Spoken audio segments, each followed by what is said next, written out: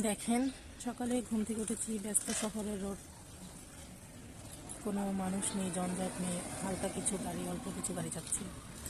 আর একটু পরে দেখবেন এখান দিয়ে এত গাড়ি যাবে, আপনি নীরব মতো দাঁড়াতেই পারবেন না। মানুষ কি পরিমাণ বেইমান হলে এবং কি পরিমাণ খারাপ হলে এই লাউ গাছটা আমার কাছে যখন বিক্রি করছে তখন বলছে এটা হাইব্রিড লাউ গাছ, এটা 40 দিনের মধ্যে লাউ আসবে। তো চিন্তা করেন, আমি 2 মাস হয়েছে এটা লাগাইছি, এটা যেমন আইনা লাগাইছি সেটা তেমনই আছে। তাহলে কিভাবে এটার মধ্যে 40 দিনে লাউ আসবে বলেন? কত বড় খারাপ হলে এভাবে বিক্রি করে একজন ব্যবসায়ী, কিন্তু এরকম মিথ্যে কথা বলে বিক্রি করা উচিত না। আসলে নবীজি বলেছেন ব্যবসা হালালভাবে করো, হারামভাবে করো না। কিন্তু এখনকার মানুষ হারামভাবেই ব্যবসা করতে পছন্দ করে, তারা হালাল বুঝতে চায় না, তারা হারামটাকেই হালাল মনে করে। আল্লাহ তাদেরকে হেদায়েত দান করুক। এটা আমার গাছের প্রথম বেগুন ছিঁড়ে নিচ্ছি, সবাই একটু মাশাআল্লাহ বলবেন। দেখেন শীতকালের গাছগাছালিগুলো না মানে কেমন জানি একটা হয়ে যায়, মানে গাছের কোনো সৌন্দর্য থাকে না।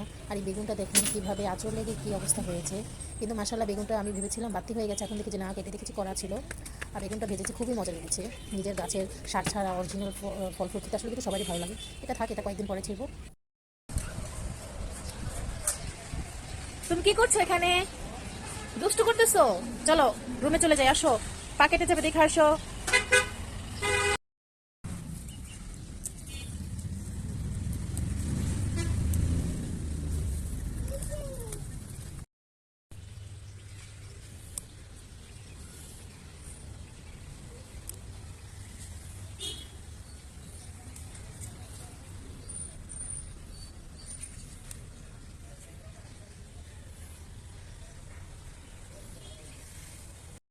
এই যে দেখেন আমার গাছের শুকনো মরিচ, এগুলো দিয়ে আমি এখন ভর্তা বানাই আর কি। আমাকে এখন আর মরিচ কিনতে হয় না। দেখেন মরিচগুলো জাস্ট অসাধারণ, আর এত ঝাল কি বলবো। সব থেকে বেশি একটা মজার জিনিস কি জানেন, নিজের গাছের জিনিস দিয়ে আপনি যদি কিছু রান্না করেন সেটার টেস্টটাই অন্যরকম হয়ে যায়।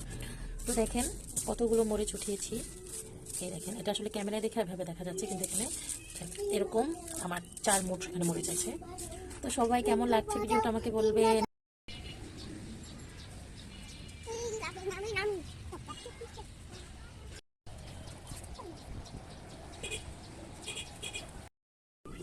দেখেন ধনিয়া পাতা আর পেঁয়াজ কেটে নিয়েছি, এখানে আলু নিয়েছি, ডিম নিয়েছি, লবণ, এই সেই আমার গাছের মরিচগুলো, এখন এগুলোকে ভর্তা।